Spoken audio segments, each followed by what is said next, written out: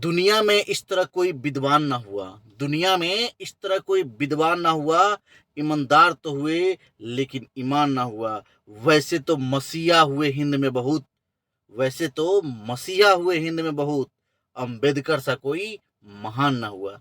जय हिंद मेरे प्यारे बच्चों और मेरे जवानों। आज हम फिर से लेके आए हुए हैं हिंदी गोदली गदखंड पाठ 1, जिस चैप्टर का नाम है, पाठ का नाम है श्रम विभाजन और जाति प्रथा।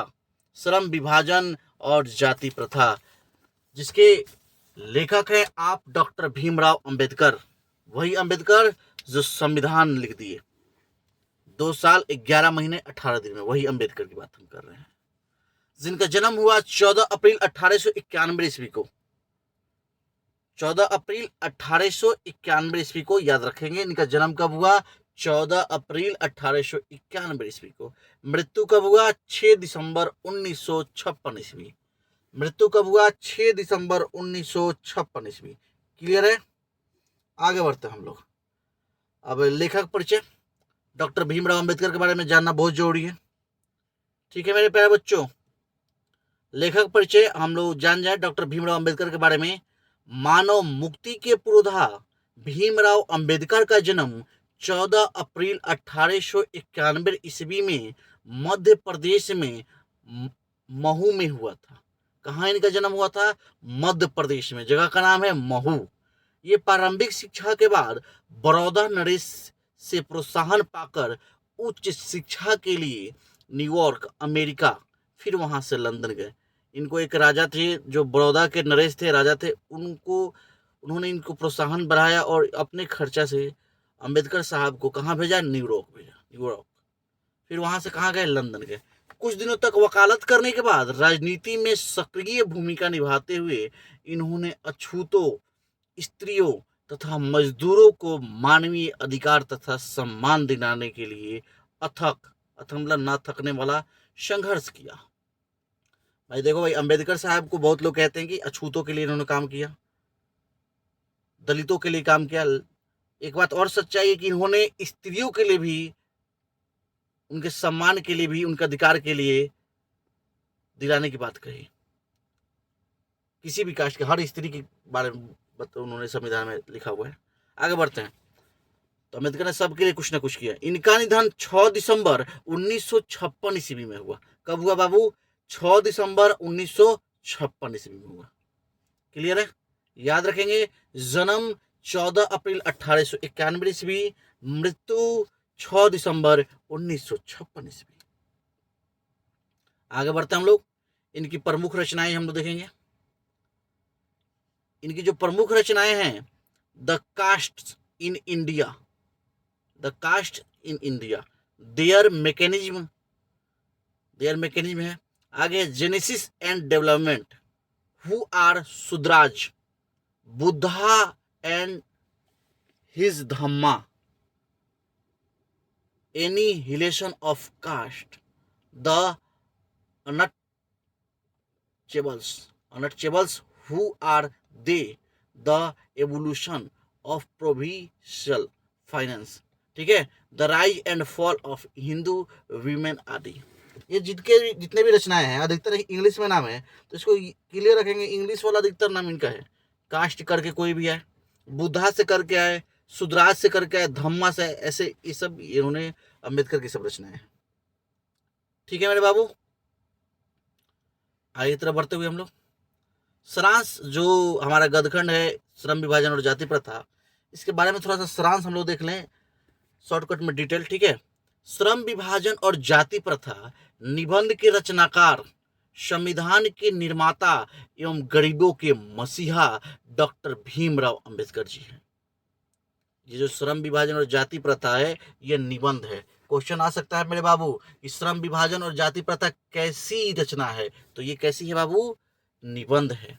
इसके निर्माता कौन है? संविधान के निर्माता और गरीबों के मसीहा डॉक्टर भीमराव अंबेडकर हैं। क्लियर है? ऑब्जेक्टिव बनते जाएगा यहां से, एकदम ध्यान से पढ़ने का इसको। आगे बढ़ते हैं बाबू। इन्होंने इस निबंध के माध्यम से समाज में फैली हुई बुराइयों को मिटाने का कार्य किया। समाज में जो बुराई फैली हुई थी, इसको इन्होंने मिटाने का कार्य किया। इसके लेखक जिस विडंबना की बात करते हैं वो हैं जातिवाद का पोषक। लेखक जिस इस चैप्टर में जिस विडंबना की बात करते हैं वो क्या है? जातिवाद का पोषक। आज के वर्तमान समय में शिक्षित लोग भी जात पात छुआछूत की भेद भावना की बात करते हैं। पढ़े लिखे लोग हैं हम लोग, लेकिन कितने भी लोग पढ़ जाते हैं लेकिन जात वाली बात करते हैं भाई, हमको जाति से मतलब है, अपनी जात वाले से मतलब है। वोट की बात हो या कुछ भी की बात हो तो हम अपने जात वाले को ढूंढते हैं, ये बहुत गलत है। आगे बढ़ते हैं। कुछ लोग जाति प्रथा को श्रम विभाजन का दूसरा रूप मानते हैं। अब बाबू मेरे ये क्या कहते हैं कि भाई आप इस जात के हो तो आपको यही काम करना है, स्पेशल आपके लिए बन गया है, ठीक है। तो उसका आप जाति प्रथा को किसका? श्रम, श्रम मतलब कमाने का, उसका विभाजन का रूप मान लीजिए। आपको यही करना है, इसके अलावा आपको कुछ नहीं करना है। आप खेती करोगे, आप भैंस रखोगे या जो भी करोगे। आगे बढ़ते हैं, जो बिल्कुल गलत है। अगर जाति प्रथा श्रम विभाजन है तो लोग ऊंच नीच अमीर गरीब की बात क्यों करते हैं? अगर जाति प्रथा श्रम विभाजन की बात है तो फिर भाई ऊंच नीच अमीर गरीब की बात क्यों करते हैं? तो नहीं करना चाहिए। फिर अब जाति की बात करो, फिर जाति को खत्म कीजिए आप लोग। आगे बढ़ते हैं। आप ही के जैसे नौजवान भाई और बहनें जाति को खत्म करेंगे। आगे बढ़ते हैं। मानव का जिस जाति में जन्म होता है वह अपने माता पिता के पेशे के अनुसार कार्य करता है। मानव का जिस जिस जाति में जन्म हो जाएगा, माता पिता जो किए जिस जात में हैं वही काम हम करेंगे, चाहे उसमें रुचि हो या ना हो। लकड़ी बनाने का काम अगर माता पिता करते हैं तो हमको भी लकड़ी फर्नीचर ही बनाना पड़ेगा, ये कैसा न्याय है? उसमें मेरी रुचि ना, हम जबरदस्ती कैसे करेंगे? ये तो बिल्कुल गलत है भाई। वह हमेशा उसी पेशे में बन जाता है। जाति प्रथा एक सामाजिक बुराई है। कैसी बुराई है बाबू? सामाजिक बुराई है। इसमें व्यक्ति मनपसंद कार्य करना चाहता है। कैसा कार्य करना चाहता है? मनपसंद, लेकिन नहीं कर पाता है। वस्तुतः साबित होता है कि जाति प्रथा श्रम विभाजन का रूप नहीं है। जाति प्रथा जन्म पर आधारित है कि भाई हम जिसमें जन्म लिए वही हमको काम करना है, माता पिता के अनुसार हम काम करेंगे। जबकि आगे बढ़ते हैं, श्रम विभाजन रुचि पर आधारित है। श्रम विभाजन रुचि पे होना चाहिए। हमको डॉक्टर बनने का मन है, डॉक्टर बनेंगे। क्या दूसरे कास्ट वाले नहीं बने? इंजीनियर बनने का जिसको मन है इंजीनियर बनेगा, पुलिस बनने का मन है पुलिस बनेगा। अतः श्रम विभाजन योग्यता एवं कार्य कुशलता के अनुसार होना चाहिए। कैसा होना चाहिए हमारा श्रम विभाजन? योग्यता के अनुसार, कार्य कुशलता के अनुसार। मेरे में ये खूबी है तो मुझे ये होना चाहिए। अब इससे बाहर निकलना पड़ेगा मेरे बाबू, नहीं तो जाति हमको रोज खा रही है। जाति प्रथा से हम आगे निकलना पड़ेगा। जाति से हम आगे निकलेंगे तभी कुछ कर पाएंगे हम लोग। ये हमारा अभी रूढ़िवादिता बन गया है, जाति प्रथा नहीं भाई, हम इस ब्यादर के ये है वो है, इसको खत्म करना पड़ेगा। चलिए आगे बढ़ते हैं क्वेश्चन की तरफ बाबू हमारा। तो शुरू कर लिया क्वेश्चन। बाबू एकदम तारा खातिर वीडियो लिया हो तो एकदम कोशिश हमारा बाबा की और भी सब्जेक्ट के आओ वीडियो। एकदम हमने काव्य खंड खत्म कर चुकल बानी सन और शुरू कर सन गद खंड में। तोहरे खातिर सब कुछ बाबे, ऐसे ज्यादा से ज्यादा तनी शेयर करा, दोस्तवन के भेजा, यारवन के भेजा। ठीक है आगे बढ़ा। क्वेश्चन में जो हमने क्या कहता, श्रम विभाजन और जाति प्रथा के लेखक कौन है? Doctor Ram Manohar Lohia, Baba Saheb Bhimrao Ambedkar, Mahatma Gandhi, doctor Sampurnanand. अभी आपने जाना कौन है? बाबा साहब भीमराव अम्बेडकर। क्लियर है? बाबा साहब भीमराव अम्बेडकर याद रखेंगे, ये याद भी रहता है बच्चों को। आगे नेक्स्ट क्वेश्चन की तरफ हम लोग बढ़ते हैं। डॉक्टर अंबेडकर के पिता का क्या नाम था? उनके पिता का नाम हमें नहीं मिला, लेकिन हम आपको बताएंगे। तो पहला जो ऑप्शन है रामदेव सकपाल, दूसरा रामजी सकपाल, तीसरा राम किशुन सकपाल, चौथा राधे राम सकपाल। कौन सा है बाबू? रामजी सकपाल। याद रखेंगे अंबेडकर साहब के पिताजी का नाम रामजी सकपाल, रामजी सकपाल, रामजी सकपाल। क्लियर है? आगे बढ़ते हैं। आधुनिक सभ्य समाज कार्यकुशलता के लिए किसे आवश्यक मानता है? आधुनिक जो सभ्य समाज है कार्यकुशलता के लिए किसे आवश्यक मानता है? श्रम विभाजन, धन विभाजन, जन विभाजन, जाति विभाजन। क्या होगा मेरे बाबू? श्रम विभाजन। कार्यकुशलता के लिए किसे आवश्यक मानता है? श्रम विभाजन को। क्लियर है? आगे की तरफ बढ़ते हुए हम लोग, जाति प्रथा भारत में बेरोजगारी का एक डैश कारण बनी हुई है। कैसा कारण बनी हुई है? प्रत्यक्ष, प्रमुख, ए और बी दोनों, इनमें से कोई नहीं। आपको बताया था कि दोनों होगा, सभी होगा तो अधिकतर वो आंसर होते हैं। तो इसमें कौन होगा? प्रत्यक्ष और प्रमुख दोनों। तो ऑप्शन नंबर सी पे जाएंगे, ए और बी दोनों। ठीक है मेरे बाबू, आगे की तरफ, मुख्य नायक क्या है? मुख्य नायक क्या है? अखबार है, पत्रिका है, पुस्तक है, या कहानी संग्रह है? तो ये एक पत्रिका है। मुख्य नायक क्या है? पत्रिका। हमें ऊपर में नहीं मिला था, लेकिन ये जानेंगे मुख्य नायक क्या है? पत्रिका है। अम्बेडकर द्वारा पत्रिका शायद ये लिखा जा रहा था। नेक्स्ट क्वेश्चन की तरफ हम लोग, डॉक्टर भीमराव अंबेडकर की मृत्यु कब और कहाँ हुई? 1956 दिल्ली, 1957 मध्य प्रदेश, 1958 वाराणसी, 1959 बिहार। कहाँ पे हुआ था बाबू? बिहार में तो हुआ नहीं था। ठीक है, मध्य प्रदेश में उनका जन्म हुआ था।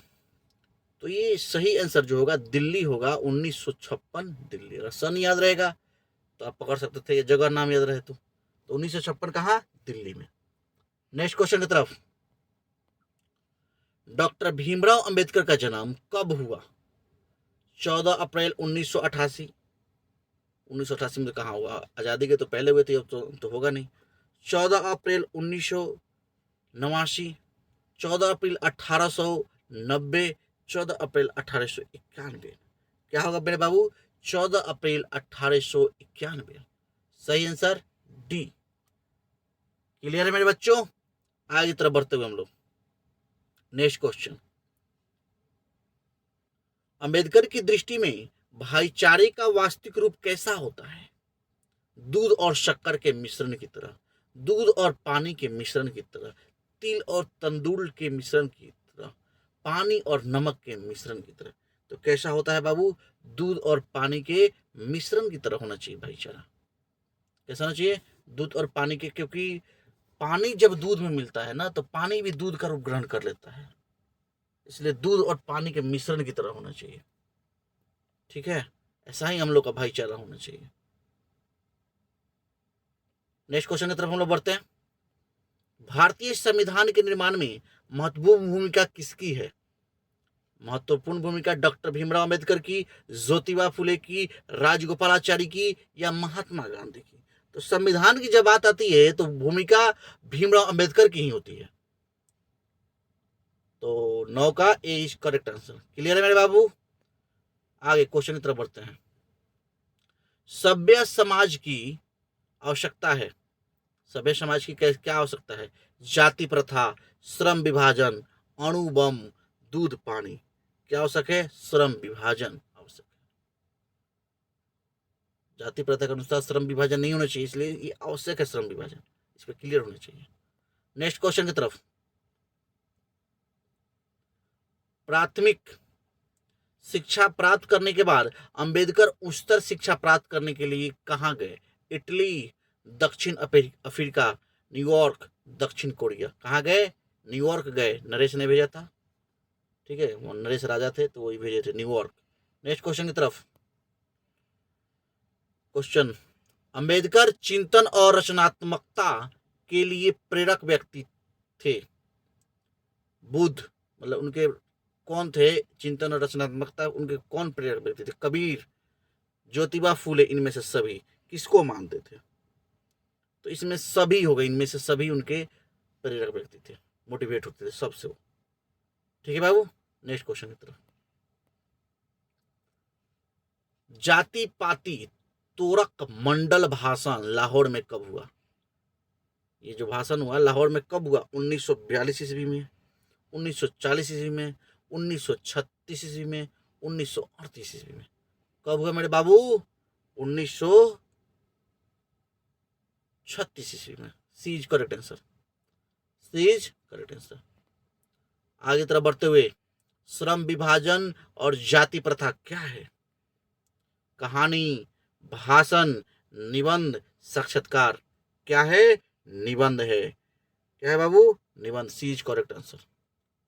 क्लियर है? आगे की तरफ बढ़ते हम लोग, निम्नलिखित रचनाओं में से कौन सा रचना डॉक्टर अंबेडकर की है। Doctor the caste in India, the untouchables, who are they, who are Shudras, इनमें से सभी। सभी होंगे बाबू, इनमें से सभी। क्लियर है? आगे की तरफ बढ़ते हैं। आधुनिक सभ्य समाज श्रम विभाजन को आवश्यक क्यों मानता है? आधुनिक सभ्य समाज श्रम विभाजन को आवश्यक क्यों मानता है? कार्य कुशलता के लिए, भाईचारे के लिए, रूढ़िवादिता के लिए, इनमें से कोई नहीं। तो सही आंसर क्या होगा? कार्य कुशलता के लिए। अंबेडकर ऐसे व्यक्ति थे, जब वो बचपन में पढ़ते थे तो छोटी जाति के होने के बावजूद उनको क्लास में नहीं बैठना दिया जाता था, वर्ग में बाहर बैठ के वो पढ़ते थे। कभी सुनाई देता था, कभी नहीं सुनाई देता था। तो बाहर बैठ के वो इतना कुछ कर लिए। आप तो क्लास में बैठ के पढ़ रहे हो ना बाबू, आप भी बहुत कुछ कर सकते हो। ठानोगे तब तो, ठानो हमें कुछ करना है अंदर से। दूसरे के मोटिवेट करने से नहीं होता, खुद से मोटिवेट हो कि मुझे क्या करना है, तब आगे बढ़ोगे आप। ठीक है, नेक्स्ट क्वेश्चन की तरफ हम लोग बढ़ते हैं। श्रम विभाजन और जाति प्रथा पाठ बाबा साहब के किस भाषण का संपादित अंश है? The caste in India, their mechanism, genesis and development, annihilation of caste, who is Shudras. कहां से लिया गया है ये लिया गया है एनिहिलेशन ऑफ कास्ट भाषण से। ठीक है, उसी का अंश है। तो ऑप्शन नंबर सी होगा, C is correct answer. Next question की तरफ। अंबेडकर के भाषण एनिहिलेशन ऑफ कास्ट को किसने हिंदी में रूपांतरण किया? ललई सिंह यादव, किशोरी लाल, मोहन वाजपेयी, इनमें से कोई नहीं। तो ललई सिंह यादव ने इसको हिंदी में रूपांतरण किया है। यादव जी ने किया था। कौन यादव? ललई सिंह यादव ने। ठीक है, क्या नाम था? Annihilation of caste, annihilation of caste का हिंदी रूपांतरण किया था। क्लियर है? याद रखेंगे, ललई सिंह यादव। नेक्स्ट क्वेश्चन की तरफ। अंबेडकर का जन्म किस परिवार में हुआ था? ब्राह्मण, दलित, क्षत्रिय, कायस्थ। क्या थे बाबू? दलित में हुआ था। उन्होंने जाति प्रथा तोड़ने के लिए उन्होंने जो दूसरी शादी की थी ब्राह्मण से हुई थी, ताकि जाति प्रथा को तोड़ सके। आगे बढ़ते हैं हम लोग नेक्स्ट क्वेश्चन की तरफ। लेखक के इस युग में कहां पर विडंबना दिखाई दिया? जातिवाद में, नारीवाद में, निर्विवाद में, परिवारवाद में। कौन सा आंसर होगा? जातिवाद में। कौन सा आंसर होगा? जातिवाद में। तो जाते जाते मेरे बाबू लेते जाइए एक शानदार सा। ठीक है, लग चुकी है मंजिल की तलब, खुद को आग में झोंक देंगे। लग चुकी है मंजिल की तलब, खुद को आग में झोंक देंगे। मुश्किल कहती है मारा जाएगा, हौसले कहते हैं देख लेंगे। आज के लिए इतना ही मेरे प्यारे बच्चों। जय हिंद, जय भारत, इनकलाब जिंदाबाद, वंदे मातरम। लाइक और सब्सक्राइब करना और शेयर करना